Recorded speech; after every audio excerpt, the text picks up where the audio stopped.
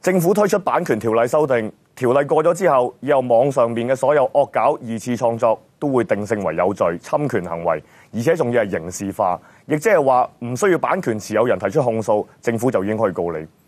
到底惡搞有冇罪呢？二次創作本身就係一種創作，點解會構成侵權呢？以我個人為例啊，我有一套作品叫《金錢師》，如果有人要惡搞我套作品改成為金錢龜，第一我覺得好搞笑，第二我覺得對我嘅知名度亦都好有幫助。我其實好歡迎大家惡搞我，惡搞我咪令到更多人識我咯。佢係咪真係會對我造成傷害呢？呢啲我哋要過後先知。但係如果呢件事呢種咁有創意嘅行為本身就定性為有罪嘅刑事罪行，喺一個創作人嘅立場嚟講係絕對不能接受。呢條條例被稱之為網絡23條，好多人以為淨係關創作人士，但係事實上佢影響到嘅除咗係創作人嘅創作自由之外，佢其實係封殺咗民間社會一個好重要嘅發聲渠道。佢其實係一個我哋對社會表達意見好重要、好有力嘅一個發聲空間。點解咁講呢？舉一個例子，例如喺政改方案嘅時候，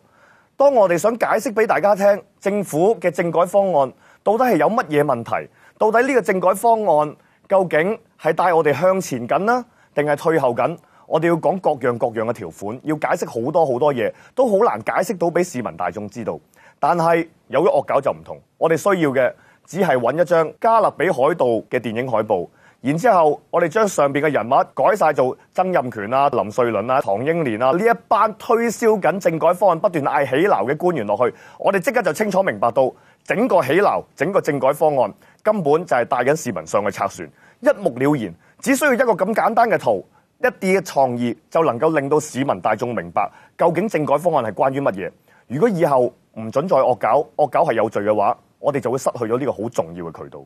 有啲人認為惡搞就係鬧人，就係整蠱人，呢件事冇乜大不了啊！你唔好整蠱人咪得咯。你須知道，我哋身處喺一個不民主嘅社會入邊，我哋只不過係想鬧下、表達意見，咁樣都會變成刑事化，咁樣都會變成係犯罪嘅行為。試問我哋仲有咩空間發聲啊？市民大眾後知後覺，但係最離譜嘅係一班泛民主派嘅議員，佢哋完全唔了解呢件事嘅嚴重性，唔了解呢條條例根本上就係為23條立法嘅時候去鋪路，同呢啲相類限制我哋公民社會、限制我哋言論空間嘅條例越嚟越多。而家網路23條，遲啲又要通過前擾法，跟住仲有各式各樣